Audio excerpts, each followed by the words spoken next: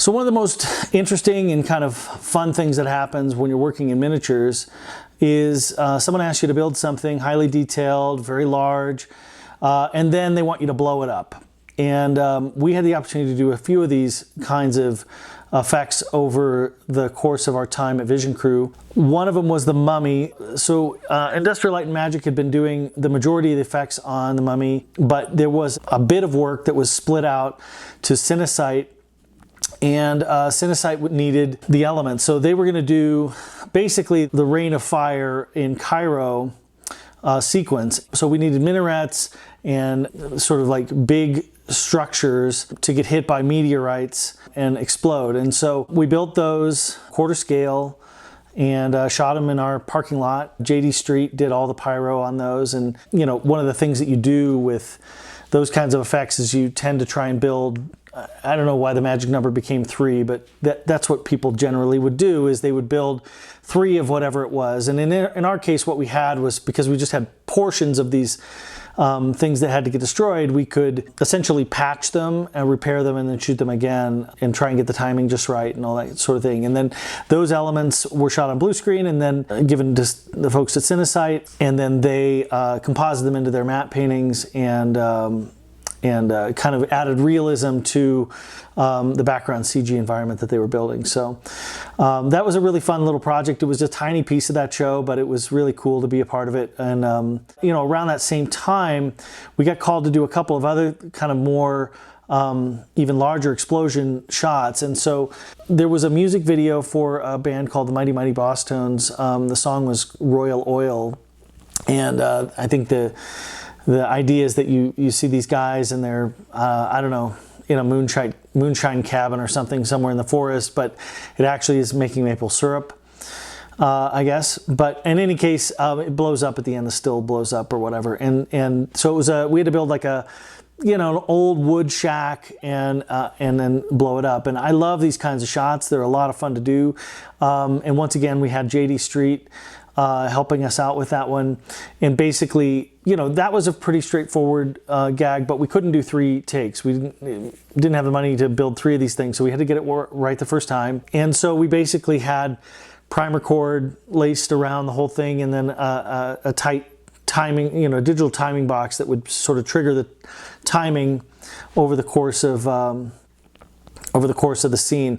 And we did a bunch of tests to sort of figure out the rate of the particles would fly and what frame rates we had to shoot with, you know, because this was all in the film days and high frame rates were much more challenging than they are today. So I think we had one camera shooting 100, or 2 cameras shooting 120 and 1 camera shooting 300 or something like that. And that turned out really cool. It was like a super fun thing, and you know, just a music video. But then right around that same time, we got a call to do an explosion for an episode of Star Trek.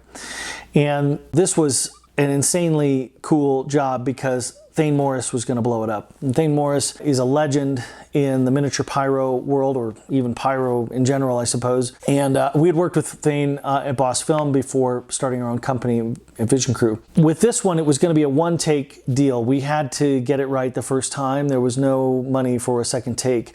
And we were replicating a quarter scale version of a building that was on the Universal backlot in the French Quarter section of the backlot. And so we went and took photos of the building and measurements and stuff, and then we recreated it as molds that we could mold plaster into. So the whole structure was made out of really probably about 1-inch thick plaster. And a lot of times what people use in this situation would be something called Pyrosil, which is an aerated plaster. It's very breakaway. But Thane didn't want it to turn dusty, and that's what tends to happen when you blow up Pyrosil. Is it's very fragile, and when it blows up, it just gets really dusty, and it doesn't look like a real building. And so with this one, what we did was we used real plaster, and it was like, you know, Ultracal, like the molding plaster, you know, and we wrapped primer cord. He gave us a whole bunch of primer cord, and we wrapped it into the structure as we were building it, as we were casting it, and then he could tie in and detonate the pieces. And And basically with primer cord, you're talking about a high explosive that's in like a cord form. It looks like a rope. It looks like a plastic bit of rope or something like that. But when you hit it with a detonator, it all explodes. It explodes like a fuse, but it's extraordinarily fast. And so it basically just pops like this. And so it comes in different sizes, primer cord. And on the Mighty Mighty Bosstones thing, we had used like, I think 7 grain, which was like a very common miniature size that one would use. But the thing that happens with the smaller grain primer cords is it's very fragile, and it sometimes will, it won't go. And that's kind of like a routine problem that you have with miniature pyro, is that some of it goes and some of it doesn't. And in this situation, Thane was not going to have it not go off. So 100 grain primer cord, which is pretty powerful primer cord, big thick pieces of high explosive, and we basically welded up a metal frame and then attached the entire plaster structure to this metal frame. And then Thane and his guys came in and wired it up around the thing, and then very high frame rate, and we were sort of like, this is gonna be crazy, and it really was. And so high frame rate cameras everywhere. We waited till it was a night shot, so we waited till nighttime, and then basically called action and hit the button, and the whole structure just disappears, like instantly, like this, bang, it's gone. And we're like, whoa, did we get it? Did it work? Like, it's just gone instantly. And then when we got the film back, it's like this gorgeous explosion with, and very little fire. Fire was not a big piece of the explosion. It was really about this bomb blast style thing. And that's one of the reasons that people use miniatures instead of doing a large scale kind of pyroblast, is if you're doing like big pyro explosions, you're tending to not use high explosives because it'd be really dangerous. And so you're usually using lots of gasoline and sparks and things like that to make it look very much like a fireworks display, but it doesn't really feel like the building actually blew up. And in this case, we really, felt like the building had been hit by a bomb or something. It was great.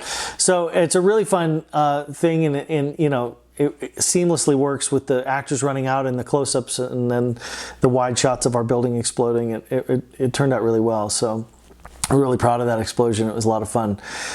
It's always nerve-wracking to blow up a model that you've spent weeks building and hoping that it's going to work, but it can be really satisfying when it works out. So.